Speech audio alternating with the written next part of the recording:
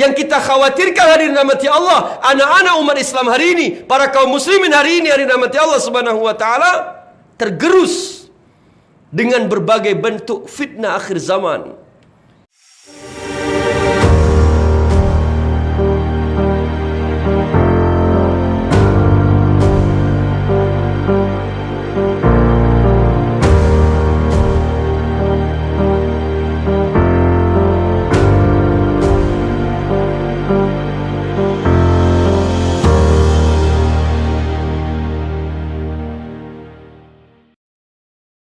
Assalamualaikum warahmatullahi wabarakatuh.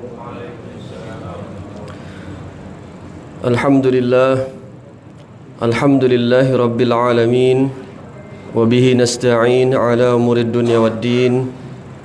Ashhadu an la ilaha illallah wahdahu la syarika lah, wa ashhadu anna Muhammadan abduhu wa rasuluh alladzi la nabiyya ba'dah. Allahumma salli ala sayyidina wa maulana Muhammad wa ala alihi wa ashabihi ajma'in, amma ba'd. Qala Allah ta'ala fil Qur'anil Karim ba'da a'udhu billahi minasy syaithanir rajim. Wa ma yuhajjir fi sabilillah yazid fil ardi muragaman katsiran wa sa'ah. Wa ma yakhruj min baitihi muhajiran ilallahi wa rasulih thumma yudrikuhul mautu faqad waqa'a ajruhu 'ala Allah wa kana Allahu ghafurar rahima. Wa qala 'aidan al-yawma akmaltu lakum dinakum wa atmamtu 'alaykum ni'mati wa raditu lakumul islam madina. وقال النبي صلى الله عليه وسلم بلغوا آني ولو كان آية. صدق الله العظيم وصدق رسوله والحمد لله رب العالمين. Alhamdulillah, puji dan syukur kepada Allah kita panjatkan atas begitu banyak nikmat yang Allah berikan kepada kita, yang sudah sepantasnya bagi diri orang-orang yang beriman kepada Allah Subhanahu wa taala kita mensyukuri atas nikmat tersebut. Karena apabila kita bersyukur atas nikmat yang Allah berikan kepada kita, niscaya Allah akan tambahkan nikmat itu kembali kepada kita. Sesuai yang Allah tegaskan dalam surah Ibrahim ayat yang ke-7, A'udzu billahi minasyaitonir rajim, la in syakartum la azidannakum wala in kafartum inna adabi lasyadid.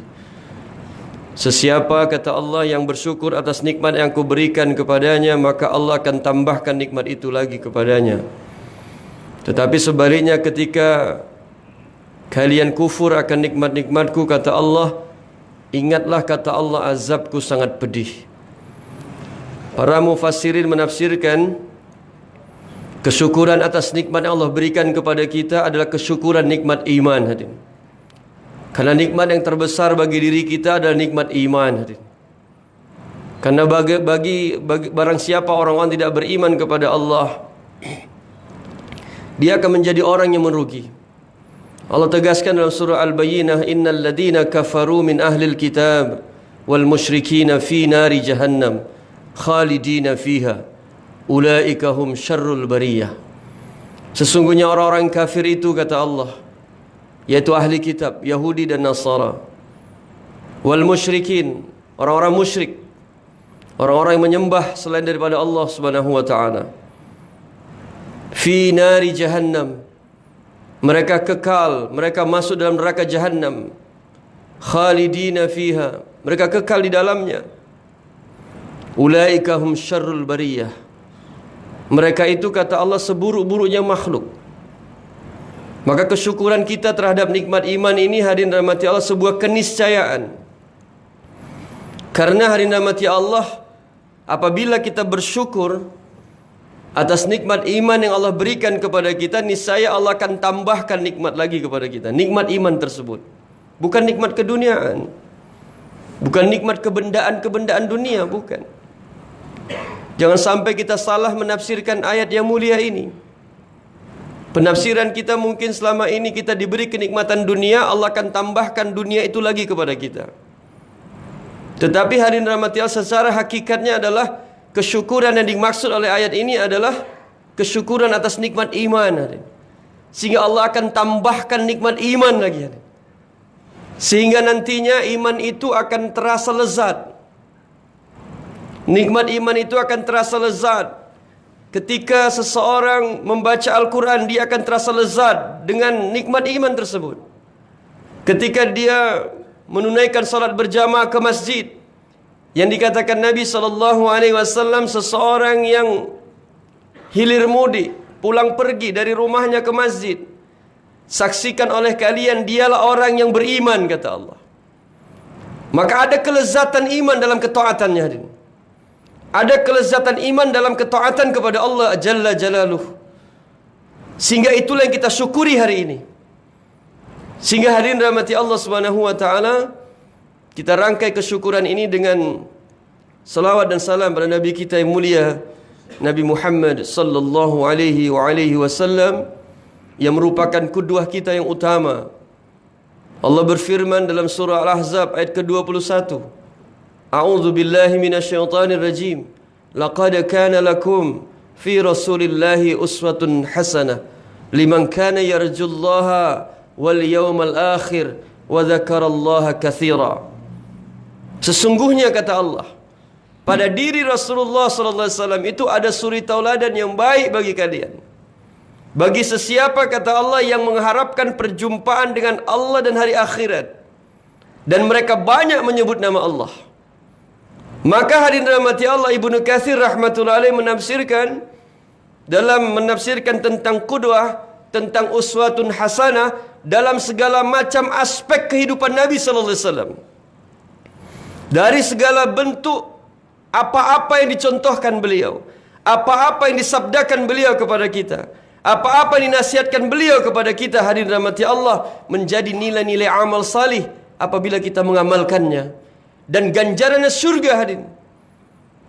Nabi sallallahu alaihi wasallam dalam hadis riwayat Imam Tirmizi katakan, "Man ahya sunnati faqad ahabbani wa man ahabbani kana ma'iya fil jannah." Barang siapa yang menghidupkan sunnahku, berarti dia cinta kepadaku. Dan barang siapa yang mencintaiku, nanti akan bersama-samaku nanti di dalam syurga.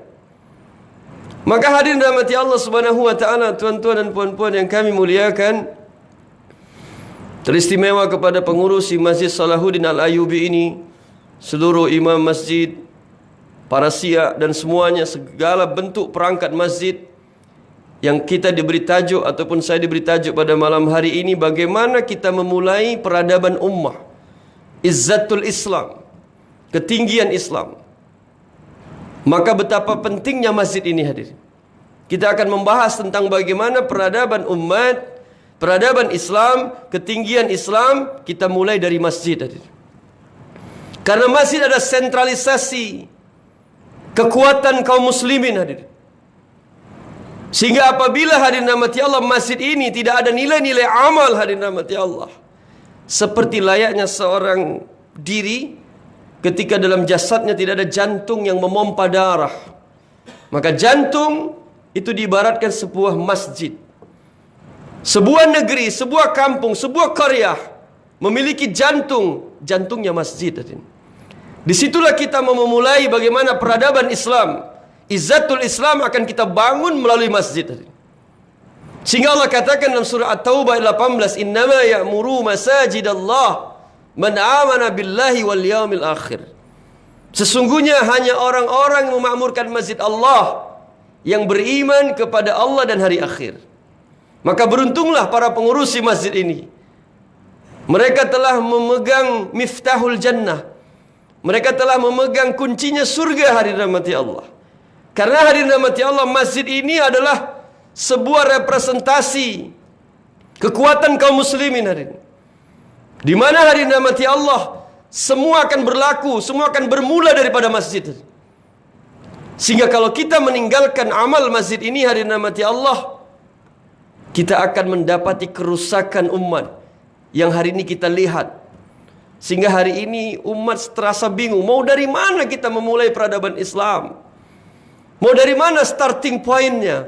Mau dari mana kita poin pertama untuk membangkitkan izzatul Islam? Yang apabila hari namati Allah, seseorang yang ada dalam hatinya, tidak ada dalam hatinya kerinduan terhadap tegaknya Islam, dia mati hari namati Allah. Dalam satu mafhum hadis dalam kitab Al-Wala Al-Bara, Syekh Utsaimin rahmatullahi alaih menukilkan ataupun mengungkapkan sebuah mafhum hadis, barang siapa dalam diri seseorang tidak ada kerinduan tegaknya Islam, apabila dia mati dalam keadaan seperti itu, dia mati dalam keadaan jahiliyah.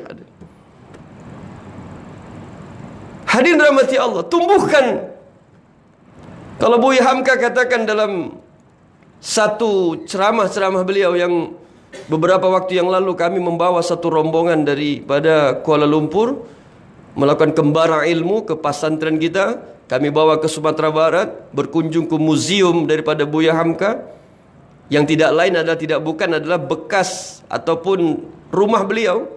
Typewriter masih ada, kamar masih orisinil semua. Di museum itu memang dikondisikan seperti bagaimana rumahnya Buya Hamka dahulu. Dalam satu perbincangan kepada cucu ke-14 kalau tidak salah, yang menjaga museum itu cucu beliau, kami berbincang, kemudian dia kasih compact disc, kami putar itu compact disc di bus yang membawa rombongan kami. Ada satu ceramah yang begitu menggetarkan sanubari kami waktu itu tentang ghirah. Judul ceramahnya ghirah. Apa itu ghirah? Gairah, spirit, semangat.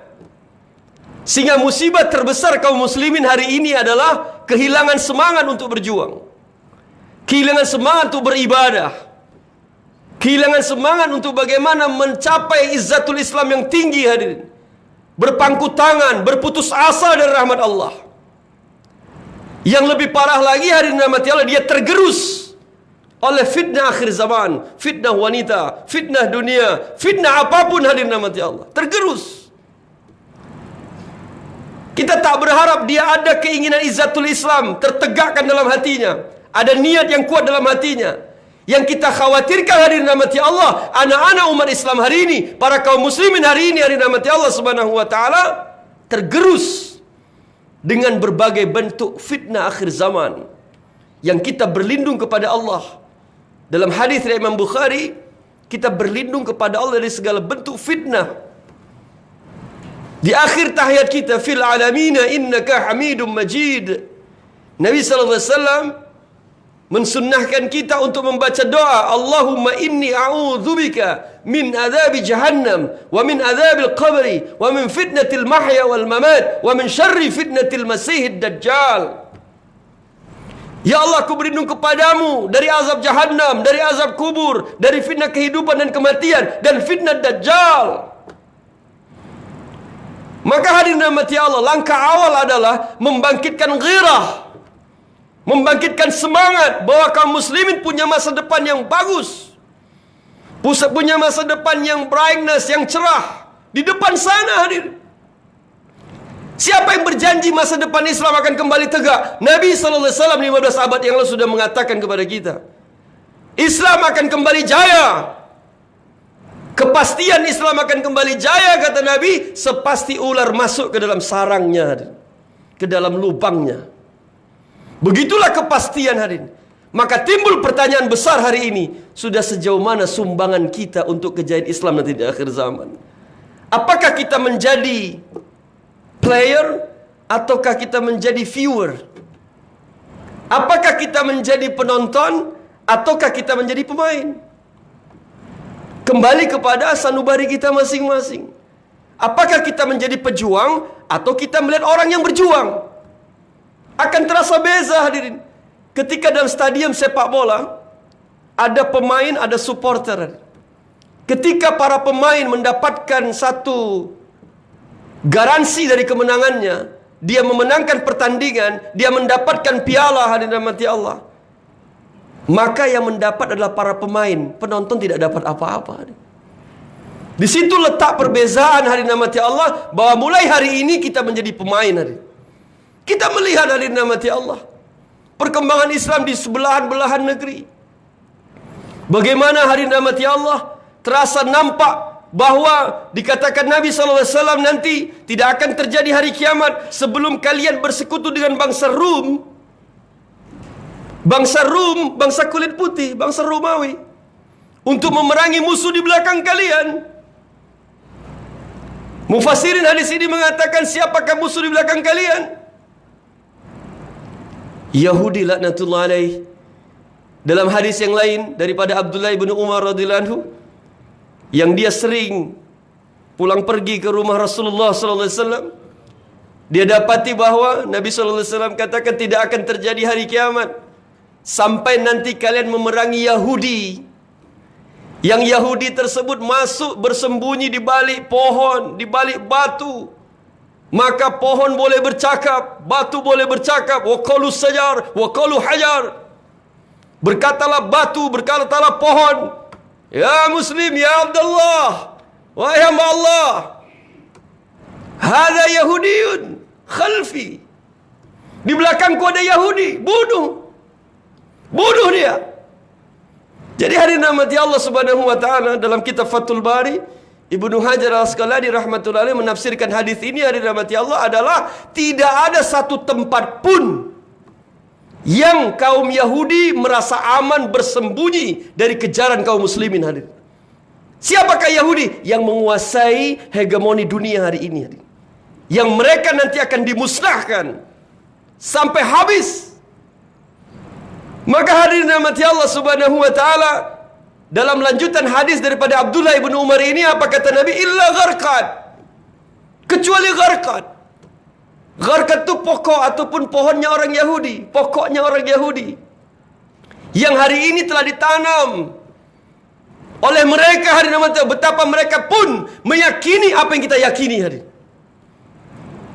Menarik sekali, hadirin rahmati Allah. Sekarang di Indonesia ada ustaz yang begitu terkenal. Saya hanya menyampaikan apa yang beliau sampaikan dalam beberapa ceramah-ceramah beliau, Ustaz Abdul Somad LCMA. Mungkin pun di sini pun juga famous juga beliau. Ya. Dia katakan dia menerjemah satu kitab yang berjudul The History of Zeus, sejarah Yahudi. Dia katakan ada kesamaan antara hadis yang kita yakini, yang tadi sudah kita sebutkan tentang bagaimana kehidupan nanti di akhir zaman, yang kita akan memerangi Yahudi. Nasrani bagaimana nasibnya? Nasrani, seluruh orang Nasrani nanti ketika Nabi Isa alaihissalam turun membunuh Dajjal, maka seluruh orang-orang Nasrani akan convert to Islam, akan masuk ke dalam Islam. Tapi Yahudi tidak. Yahudi habis diperangi, hadirin. Membenarkan sabda Nabi sallallahu alaihi wasallam tadi, nanti kalian akan bersekutu dengan bangsa Rum. Hadisnya riwayat Imam Muslim. Jadi hadirin rahmati Allah, hadis-hadis tentang akhir zaman ini derajatnya rata-rata mutawatir.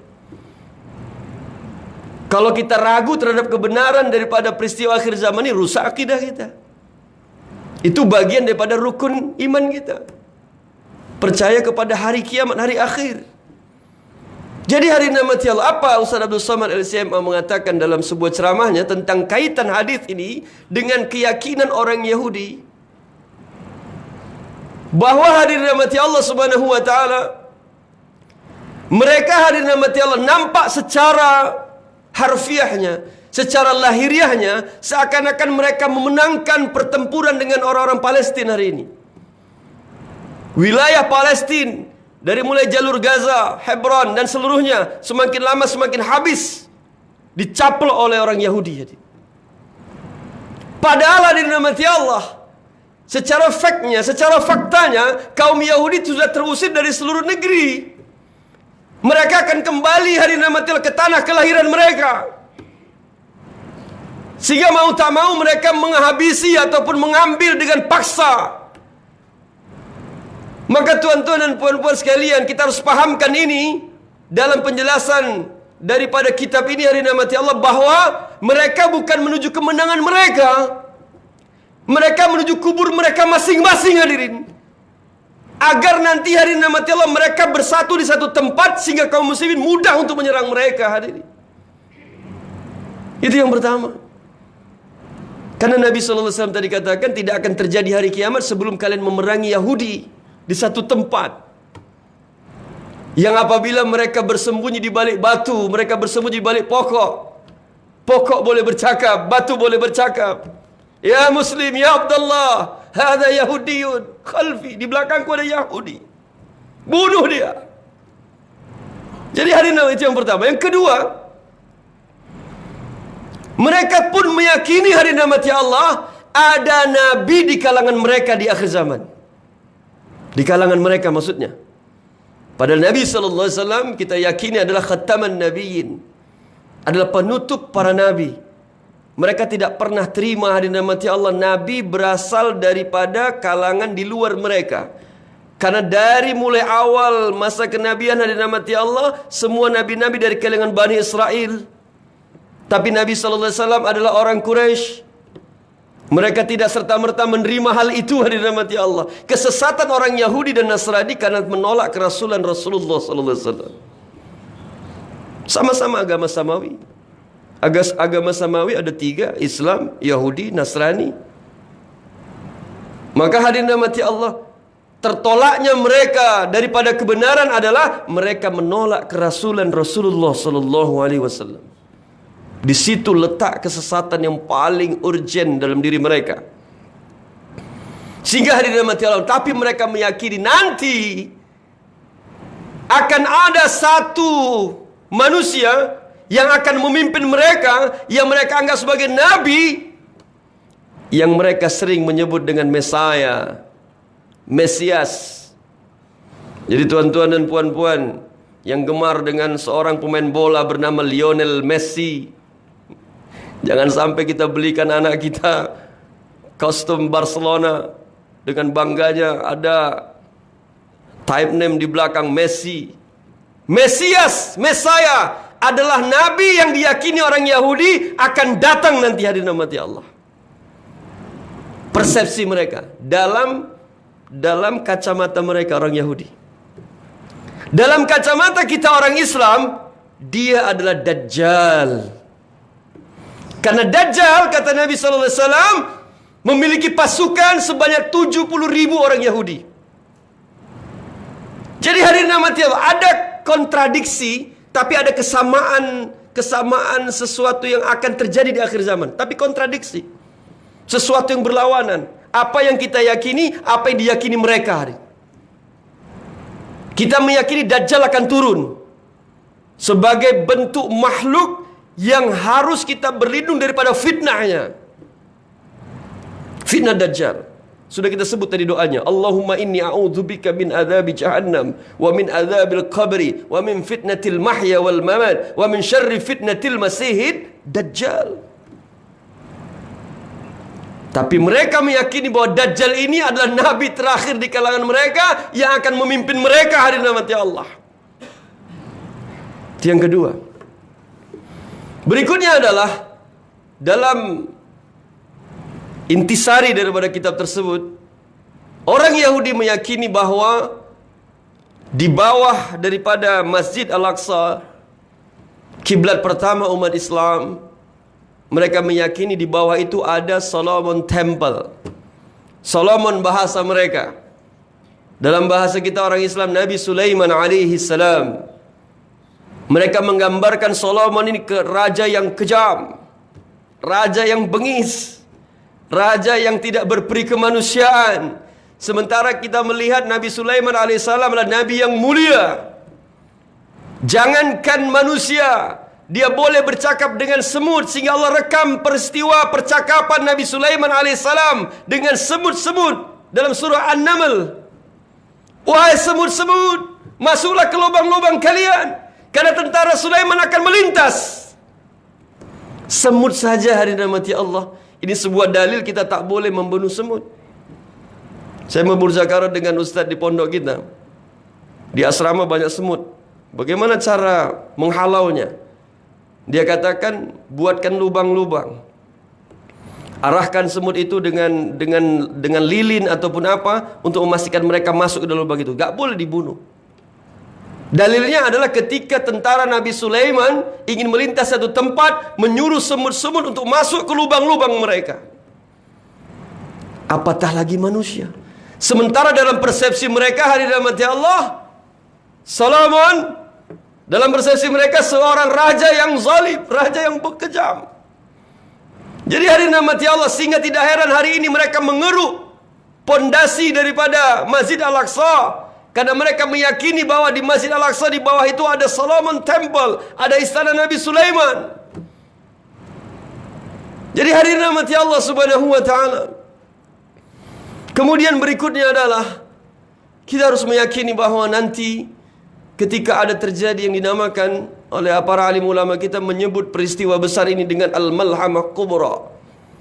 Al-Malhamah Kubra, peperangan yang besar. Sehingga Nabi SAW katakan, nanti di masa itu tidak ada lagi teknologi, tidak ada lagi hebatnya manusia menciptakan teknologi. Kalian akan kembali menggunakan cara-cara tradisional dengan pedang dan kuda, hadirin rahmati Allah Subhanahu wa taala. Masa itu hadirin rahmati Allah Subhanahu wa taala, peristiwa akan terjadi dengan hebatnya Al-Malhamah Kubra. Maka kaum muslimin akan memenangkan pertempuran, hadirin rahmati Allah, dan kaum muslimin akan mencapai puncaknya, hadirin rahmati Allah, akan memegang yang namanya mentadbir dunia. Kaum muslimin akan mentadbir dunia. Dan ini yang kita nanti-nantikan, hadirin rahmati Allah. Sekarang timbul pertanyaan setelah kita menjabarkan tentang beberapa hal tentang akhir zaman. Karena tajuk yang mau kita angkat bagaimana mengembalikan kejayaan umat Islam yang saat ini, Masya Allah, yang dikatakan Nabi SAW, nanti kalian akan melihat kaum muslimin itu seperti seonggok makanan yang dimakan oleh orang-orang yang berada di sekelilingnya. Yang satu mengambil ini, yang satu mengambil ini, seperti kita makan berjamaah seperti itu. Kemudian para sahabat bertanya, ya Rasulullah, apakah kaum muslimin waktu itu jumlah kita sedikit, jumlah kami sedikit? Tidak, kata Nabi, jumlah kalian banyak, tetapi bagaikan buih di lautan, tidak ada kekuatan. Karena dalam diri, dalam hati kaum muslimin ada satu penyakit yang disebut dengan penyakit wahan. Maka para sahabat bertanya, apa itu wahan ya Rasulullah? Maka Nabi SAW adalah menjelaskan, hubbud dunya wa karahatil maut, cinta dunia dan takut mati. Jadi hadirin rahmati Allah Subhanahu wa taala, tuan-tuan dan puan-puan, memang kalau kita melihat problematika kehidupan kaum muslimin hari ini, kita seakan-akan berada di titik nadir hari ini. Apa boleh Islam akan kembali jaya? Yang perlu kita buat kesepakatan dalam majmah ini, dalam majelis ini, hadirin rahmati Allah, keberhasilan majelis kita ini, tuan-tuan dan puan-puan semua mempunyai semangat yang baru.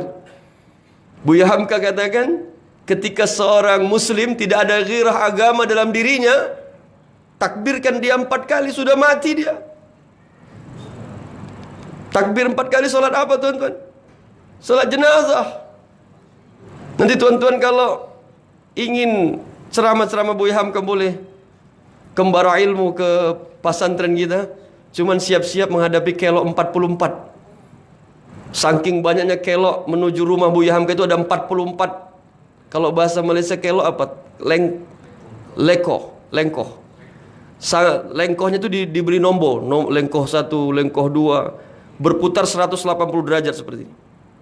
Untuk mencapai rumah Buya Hamka di bawah, di Danau Maninjau. Tempat yang eksotis, yang sangat beautiful place, tempat yang sangat indah. Semoga Allah antar semua tuan-tuan boleh ke sana insyaallah. Sambil kembara ilmu ke pondok kita bisa ziarah ke makam ke rumah daripada Buya Hamka. Makam beliau di Jakarta. Dia adalah imam Masjid Besar Al-Azhar di Jakarta Timur. Tapi beliau punya kampung di Danau Maninjau. Yang sekarang ABIM, Angkatan Belia Islam Malaysia, memberikan satu sumbangan yang besar, mempugar rumah tersebut menjadi museum. Kami malu sebetulnya, Buya Hamka itu orang Indonesia, tetapi yang memugar rumahnya ternyata adalah orang Malaysia. Ada di situ prasastinya.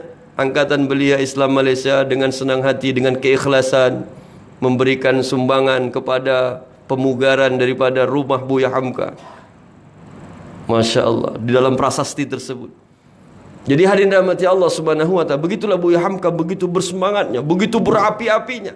Ketika seorang muslim kehilangan ghirah agamanya, kehilangan semangat untuk menegakkan agamanya, takbirkan 4 kali, sudah mati dia. Jadi hadirin rahmati Allah Subhanahu wa taala, maka langkah yang kedua adalah setelah kita menumbuhkan ghirah kita harus menggunakan minda kita, kecerdasan kita. Karena Allah telah berikan satu kecerdasan manusia di atas makhluk-makhluk yang lain. Kecerdasan manusia ini luar biasa kalau diberdayakan. Tetapi hadirin rahmati Allah, kecerdasan apa yang bagus hadirin rahmati Allah? Kecerdasan yang bersifat ukhrawi. Nabi SAW katakan, orang yang paling cerdas, orang yang paling pintar adalah orang yang paling sering mengingat kematiannya dan mempersiapkan bekalnya untuk mati, kata Nabi. Itu orang yang paling cerdas. Sehingga ketika dia mengingat kematian, dia akan memanfaatkan momentum kehidupannya yang satu kali ini untuk bisa memberi kemanfaatan bagi orang lain, bagi dirinya, bagi bangsanya, bagi masyarakatnya, dirahmati Allah. Nabi SAW bersabda, khairun nas tanfa'u min nas. Sebaik-baik manusia yang bermanfaat bagi manusia lainnya. Tumbuhkan kecerdasan kita, sehingga hari namati Allah Subhanahu wa taala, maka akan mulai hari namati Allah satu bentuk ghirah, kita transfer ghirah kita ini kepada istri kita, kepada anak-anak kita. Maka akan tumbuh nanti hari namati Allah keluarga-keluarga kecil yang akan menjadikan ini sebuah kesatuan, sebagai sebuah qaryah, satu negeri. Kemudian negeri akan lebih besar lagi hari ini mati Allah. Di satu negeri ini menerapkan sistem kehidupan Islami seperti itu. Di Malaysia misalnya, Indonesia misalnya, dan seluruh tempat hari ini mati Allah. Baru Allah turunkan keberkahan sesuai Allah tegaskan dalam surah Al-A'raf ayat 96. Walau anna ahlal qura amanu wattaqau lafatahna 'alaihim barakatim minas sama'i wal ard walakin kadzabu fa akhadnahum bima kanu yaksibun. Seandainya penduduk satu negeri beriman dan bertakwa kepada Allah, maka Allah akan berikan keberkahan dari langit dan dari bumi. Walakin kadzabu, kata Allah, tetapi kalian mendustakan ayat-ayat kami. Fa akhadnahum bima kanu yaksibun, maka kami azab kalian dengan sebab kedustaan kalian itu. Maka hadirin rahmati Allah Subhanahu wa taala, bayangkan ketika seluruh keluarga-keluarga muslim mentargib dirinya, mentargib keluarganya, membentengi, memproteksi keluarga dari jahatnya keduniaan, dari jahatnya fitnah-fitnah akhir zaman, maka kita akan menampakkan lagi generasi-generasi seperti layaknya generasi-generasi hebat terdahulu. Siapa generasi hebat terdahulu? Nabi SAW dan para sahabat radhiyallahu anhum ajma'in, para tabi'in dan tabi'ut tabi'in, yang dimana hari namati Allah mereka adalah orang-orang yang berhijrah. Cantik sekali hari namati Allah, ma'al hijrah, bulan Muharram dirangkai dengan bulan Zulhijjah di ujung tahun. Di ujung tahun bulan Zulhijjah kita dibuat dua kelompok besar oleh Allah. Yang pertama jemaah haji yang berkorban harta diri waktu di jalan Allah untuk menunaikan ibadah haji ke Baitullah. Yang kedua kita yang berada di sini, kita berkurban. Tuan-tuan dan puan-puan harus memahami, kurban berasal dari kata qarawa. Qarawa maknanya dekat. Semakin kita banyak berkurban, semakin dekat kita kepada Allah. Maka hari namanya tidak heran ketika para sahabat dahulu memiliki keyakinan yang kuat karena pengorbanan mereka maksimum. Lihat bagaimana Siti Khadijah Al-Khuwailid radhiyallahu anha. Bayangkan kalau pemahaman Siti Khadijah ini ada dalam pemahaman istri kita.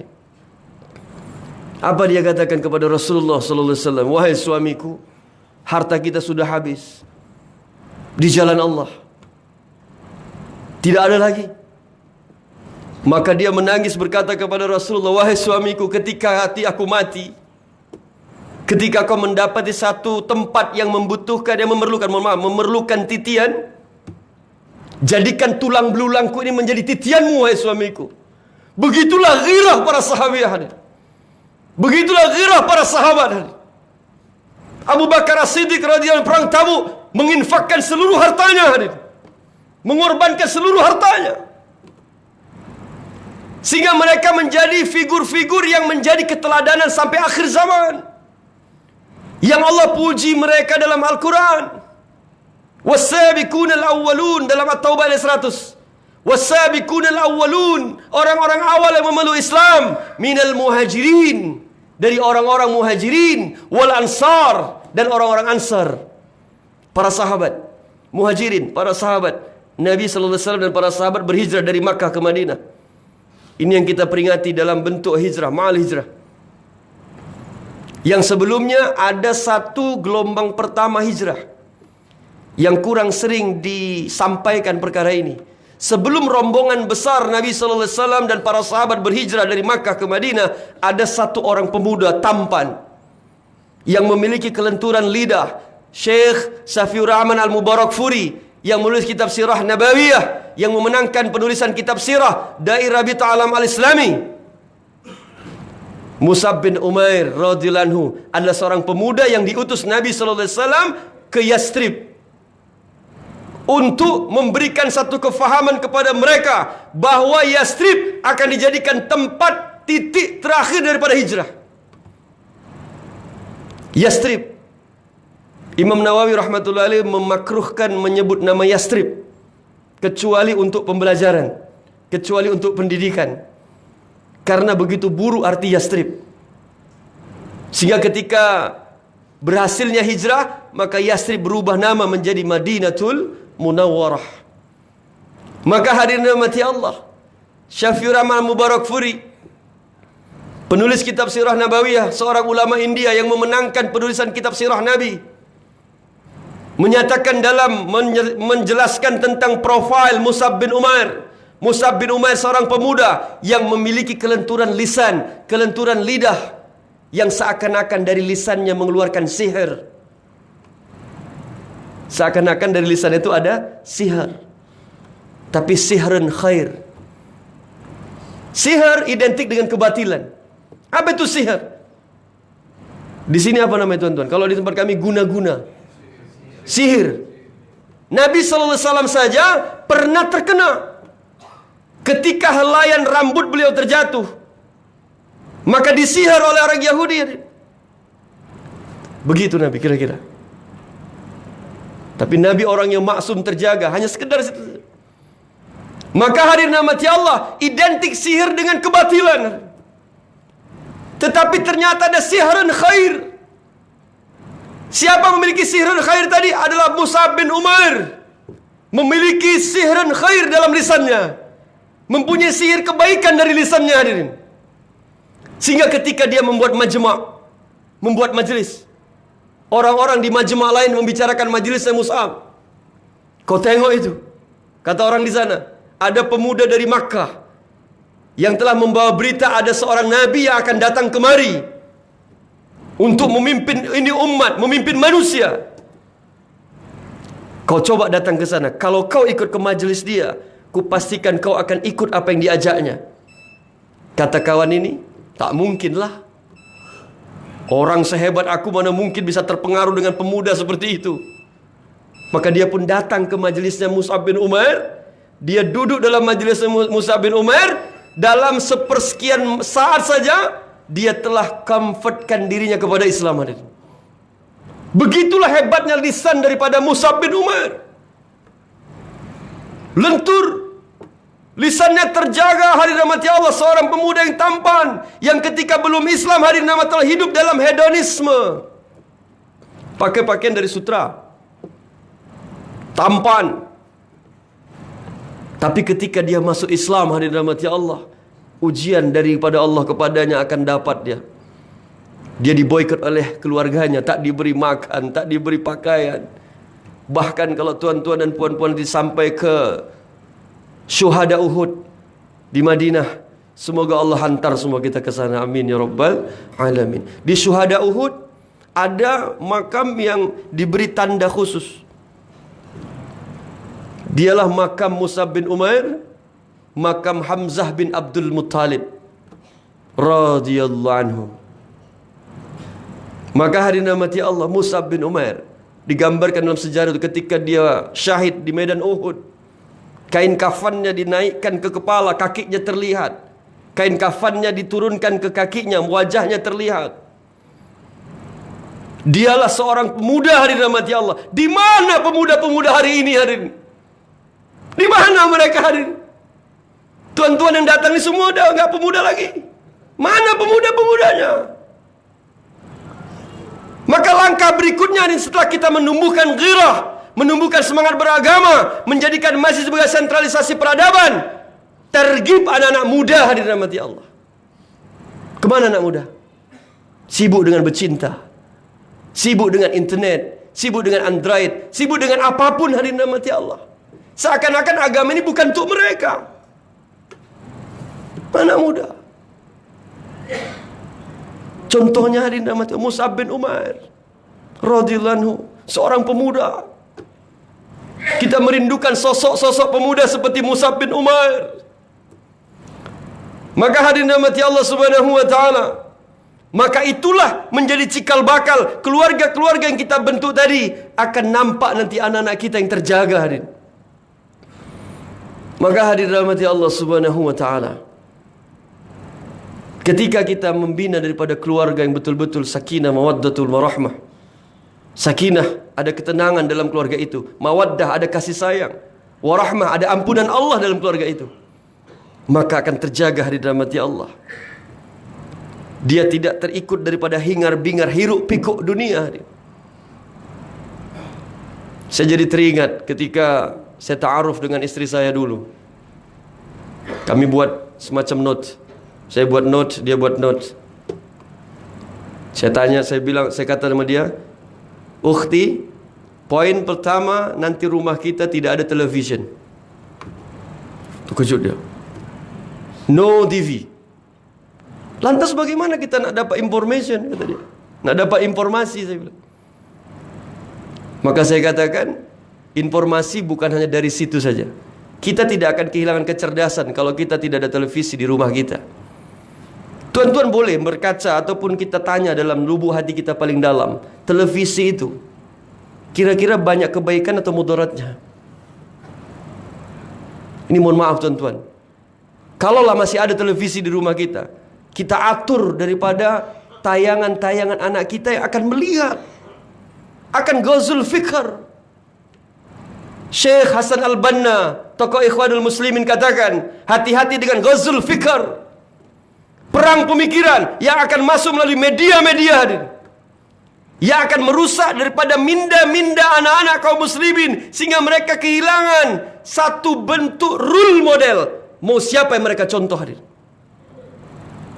Maka ketika melihat anak-anak kita melihat figur-figur selain daripada Nabi sallallahu alaihi wasallam, para sahabat, jangan-jangan mereka pun tak kenal siapa Mus'ab bin Umair. Mereka tak kenal siapa itu Ar-Rabi'ah Ar-Ra'i, seorang tabi'in, seorang Sa'id bin Musayyab, seorang sahabat-sahabat tabi'in dan tabi'ut tabi'in, karena tergantikan dengan figur-figur hari ini. Maka dia lebih senang kepada pelakon-pelakon. Pelakon dia potong rambut, gunting rambut, di sini tak ada rambut, di sini tak ada rambut, maka dia pun ikut dengan rambut seperti itu. Mereka melihat. Maka hadirin rahmati Allah Subhanahu wa taala, 2006 kami menikah. 2018 hari ini, 12 tahun kami menikah. Alhamdulillah. Sampai hari ini tidak ada televisi di rumah kami. Jadi hadirin rahmati Allah, dan alhamdulillah, anak saya umur 12 tahun sudah hafal 9 juzuk Al-Quran. Allah beri, hadirin rahmati Allah. Segala bentuk-bentuk seperti ini yang mau kita ciptakan, hadirin rahmati Allah. Kita ingin Islam akan kembali tegak, hadirin, tapi sumbu daripada menegakkan Islam kita tidak tunaikan, hadirin. Kita tidak tunaikan. Kita bangun semangat beragama kepada istri kita, anak kita, hadirin. Hari-hari anak kita, hadirin rahmati Allah, bicara tentang agama. Lisannya senantiasa mengulang-ulang hafalan Qurannya. Kita akan melihat nanti daripada anak-anak kita, anak-anak seperti Imam Syafi'i rahmatullahi alaihi, anak-anak seperti Imam Abu Hanifah, anak-anak Imam Ahmad bin Hanbal, akan kita nampak ke dalam diri anak-anak kita, hadirin. Ini akan menjadi sebuah cikal bakal sebagai pilot project daripada kejayaan Islam nanti di akhir zaman, hadirin. Karena mereka nanti di masa mereka, kita kembali kepada perhitungan Ibnu Hajar Al-Asqalani dalam kitab Al-Fitan. Umur umat Islam, kata beliau, tidak lebih daripada 1500 tahun. Sekarang kita sudah sampai 1440. Potong lagi masa kenabian. Masa kenabian 23 tahun. Maka hadirin rahmati Allah, berapa masa lagi hadirin? Berapa generasi lagi kita Pak berdekatnya dengan hari kiamat? Nabi SAW katakan, antara aku dengan hari kiamat seperti dekatnya 2 jari ini. Dalam khutbah Jumat beberapa waktu yang lalu sebelum saya berangkat kemari, hadirin rahmati Allah, menjerit-jerit saya Pak di mimbar khutbah, bahwa kiamat sudah dekat. Saya katakan, itu bukan kalimat ekstrim, itu kalimat dari Allah. Kiamat sudah dekat itu kalimat dari Allah. Dari mana? Baca surah Al-Qamar ayat yang pertama. Apa Allah katakan? Iqtarabatis sa'ah wansaqal qamar. Apa kata Allah? Iqtarabatis sa'ah wansaqal qamar. Telah dekat datangnya hari itu. Seluruh mufassirin menafsirkan hari itu adalah hari kiamat. Wansaqal qamar, dan terbelahnya bulan. Hadirin, asbabun nuzul ayat ini hadirin adalah ketika Rasulullah SAW diragukan kenabiannya oleh orang kafir Quraisy Makkah. Maka Nabi SAW menunjuk ke arah bulan, maka bulan terbelah. Tapi begitu pun orang-orang kafir Quraisy mengatakan, itu kan sihirnya Muhammad saja itu. Allah tutup mata hati mereka hadirin. Padahal mereka telah melihat mukjizat yang begitu hebat. Di depan mereka bulan terbelah hadirin. Badan Antariksa Amerika, NASA, yang katanya wallahu alam sampai ke bulan, mereka katakan di bulan itu ada parit besar. Seakan-akan bulan ini dulu pernah terbelah. Bukan seakan-akan, memang bulan pernah terbelah. Dalam surah Al-Qamar yang pertama. Jadi hadirin rahmati Allah, begitu dekatnya kita dengan masa itu, dengan hari kiamat hadirin rahmati Allah. Maka apa kata Buya Hamka dalam ceramah yang berikutnya hadirin rahmati Allah? Sing-singkan lengan baju, bersegera. Dalam Al-Quran Allah katakan, infiru khifafa wa siqalan. Keluarlah kalian, berjuanglah kalian, berjihadlah kalian dalam keadaan lapang maupun sempit. Wajahidu bi amwalikum wa anfusikum, kata Allah. Dan berjihadlah kamu dengan harta kamu dan diri kamu. Dzalikum khairul lakum in kuntum ta'lamun. Sesungguhnya itu baik bagi kamu apabila kamu tahu, kata Allah. Tapi kebanyakan kita tak mau tahu hadirin. Kita sibuk dengan kebendaan-kebendaan kita. Kita sibuk dengan keduniaan-keduniaan kita. Masya Allah. Maka kaum muslimin pun jauh dari kemenangan hadirin. Padahal hadirin rahmati Allah, kemenangan itu dekat, kata Allah. Nasrun minallah wa fathun qarib wa basyiril mu'minin. Pertolongan Allah, kemenangan dari Allah itu dekat, kata Allah. Wa basyiril mu'minin, beri kabar gembira bagi orang beriman. Lihat para sahabat yang telah berhasil memenangkan semua bentuk-bentuk, karena mereka telah menjadikan keyakinan mereka sempurna kepada Allah. Dunia berada di bawah kaki-kaki mereka. Sunnah teramal dengan baik hari ini. Ada satu sunnah hari rahmati Allah yang kalau menurut perception kita begitu kecil dalam pandangan kita. Tapi ketika sunnah itu tidak teramal, Pak, dalam satu masa hadirin rahmati Allah Subhanahu wa taala telah terjadi kekalahan kaum muslimin dalam perang Uhud. Ulama kita memberikan kefahaman, Pak, kenapa perang Uhud kalah hadirin. Banyak ibrah, banyak pembelajaran ketika perang Uhud kaum muslimin kalah.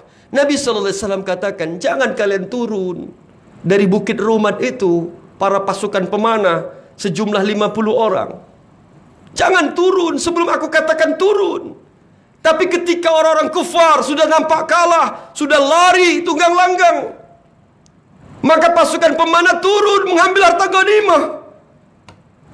Maka hadirin rahmati Allah, kalau kita berada di syuhada Uhud, ada maket bagaimana pasukan Khalid bin Walid yang waktu itu belum Islam berputar balik 3 kali hadirin, untuk melihat, menspionase apakah kaum muslimin bisa diserang dari belakang.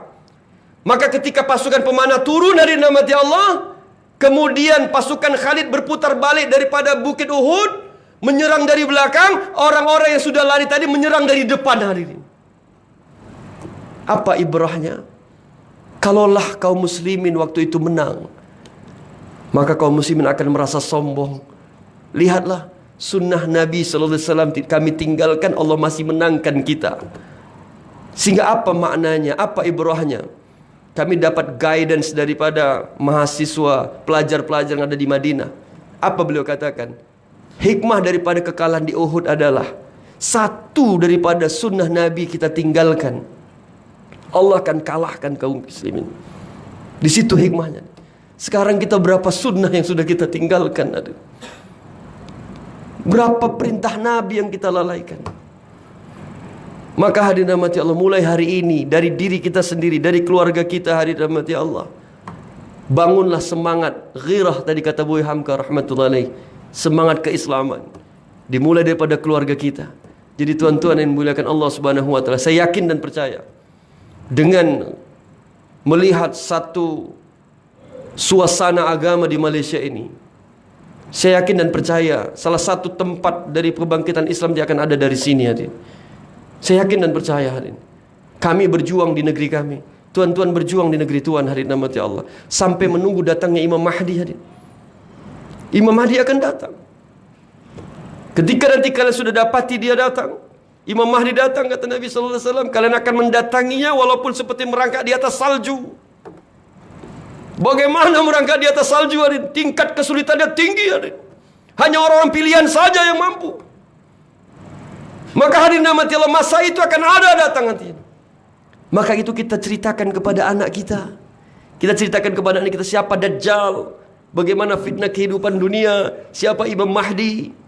Kita jelaskan kepada anak kita. Jangan mereka terosakkan dengan media-media hari ini, hari rahmati Allah. Mereka nonton television, mereka melihat Android, melihat YouTube, melihat segala macam bentuk, sehingga melari mereka daripada keadaan-keadaan yang sebenarnya kita inginkan dari sebuah kafatul Islam. Islam yang kafah. Islam kafah ini perintah Allah, ya ayyuhalladzina amanu dukhulu fis silmi kafah wa la tattabi'u khutuwati syaitan innahu lakum aduwwum mubin. Hai orang-orang beriman, masuklah ke dalam Islam itu secara kafah, secara menyeluruh. Dan jangan kalian ikuti langkah-langkah syaitan, karena syaitan itu musuh yang paling nyata. Itu bahasan kita pada hari ini untuk membangkitkan kejayaan ummah, izzatul Islam, sesuai yang diminta kepada pengurusi masjid ini untuk tema ataupun tajuk kita pada malam hari ini. Kemudian masjid, hadirin, ya. Masjid, hadirin rahmati Allah, hidupnya masjid itu ada 4 nilai amal, hadirin. Yang pertama dakwah. Di masjid harus ada dakwah. Dakwah sunnah Nabi sallallahu alaihi wasallam. Kemudian yang kedua, ta'lim wa ta'allum, seperti kita lakukan hari ini. Yang ketiga, zikir dan ibadah. Sudah pasti di sini pasti ada salat berjamaah. Di sini akan ada orang-orang yang berzikir.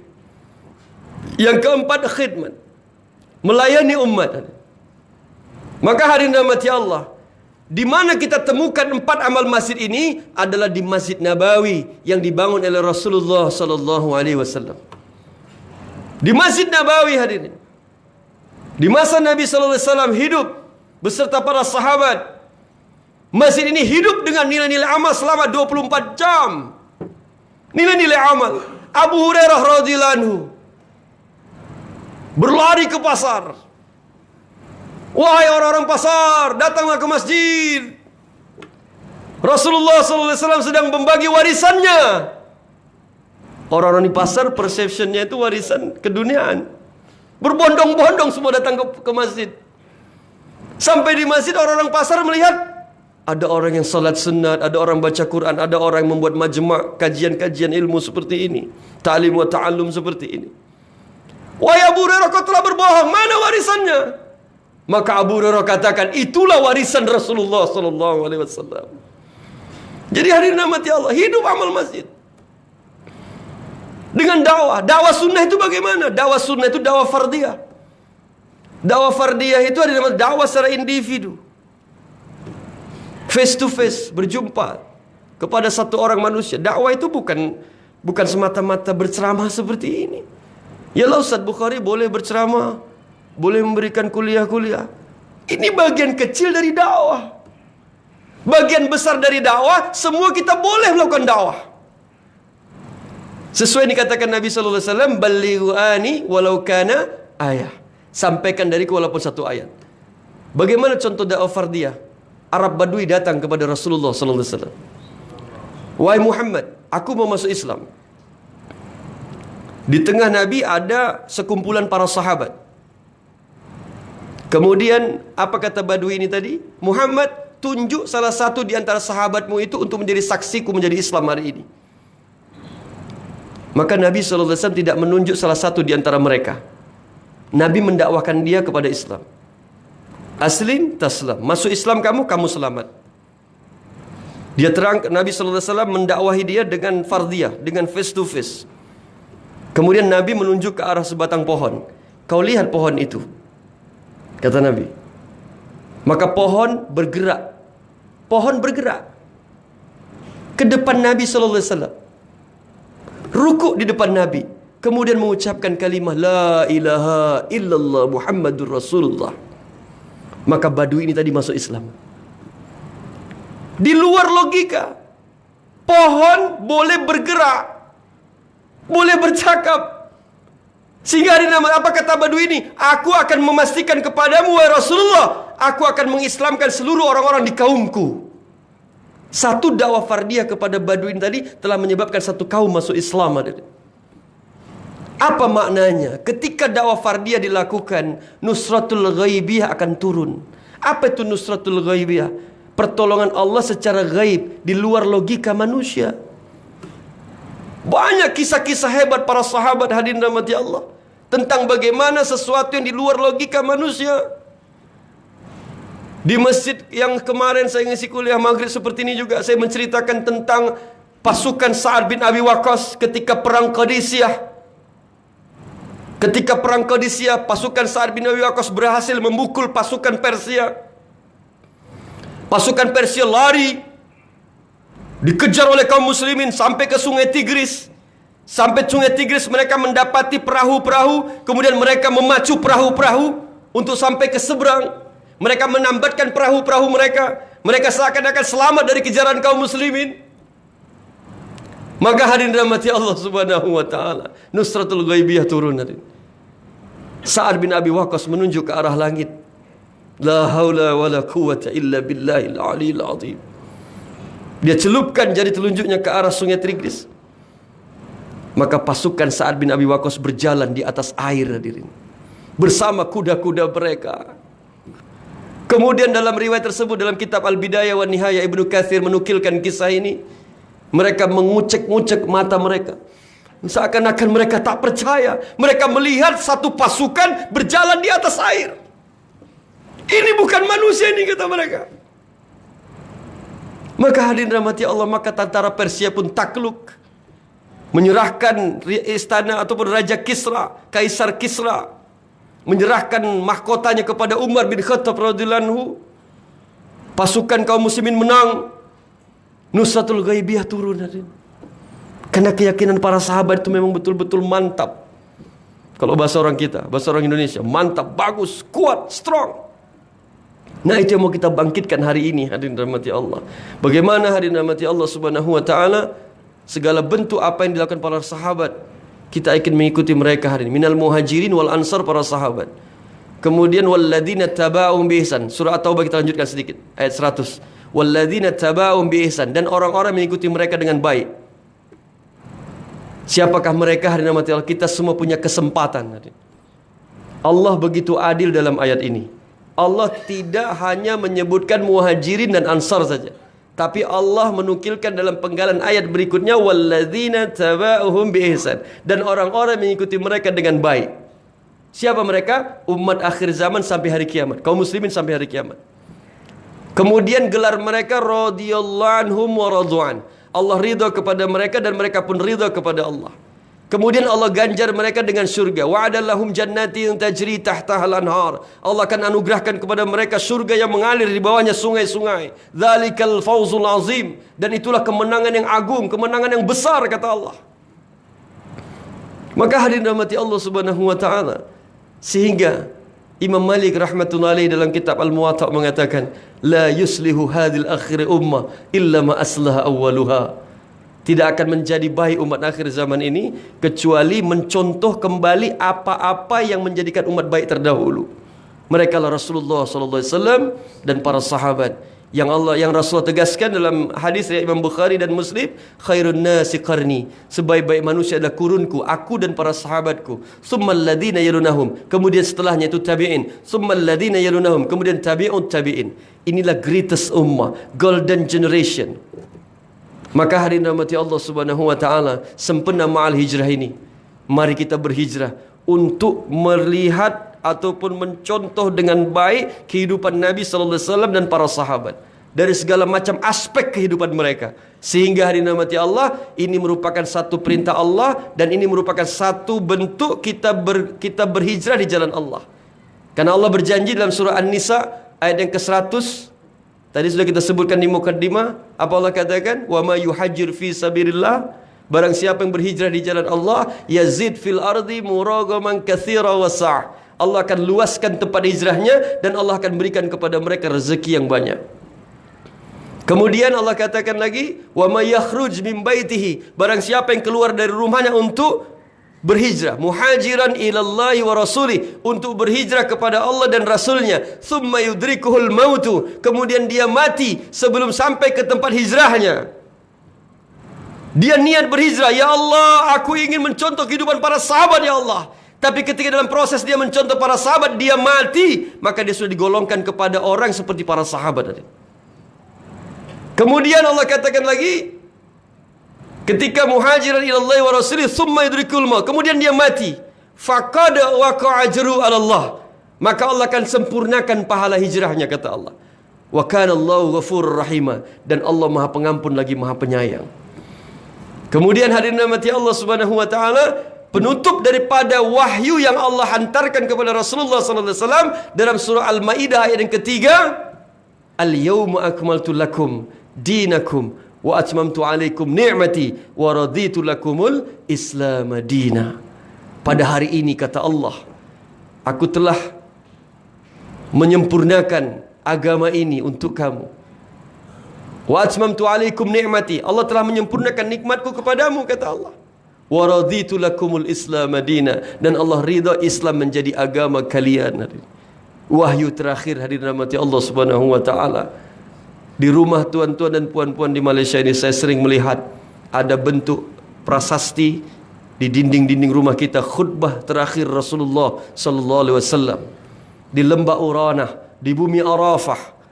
Apa Nabi sampaikan kepada kita dengan khutbah yang begitu panjang, menyita air mata, meneteskan air mata kita mendengarnya. Dikabarkan oleh riwayat itu, hadirin rahmati Allah, orang yang berdiri di depan dengan orang yang berdiri paling belakang sama mendengarnya tanpa mikrofon.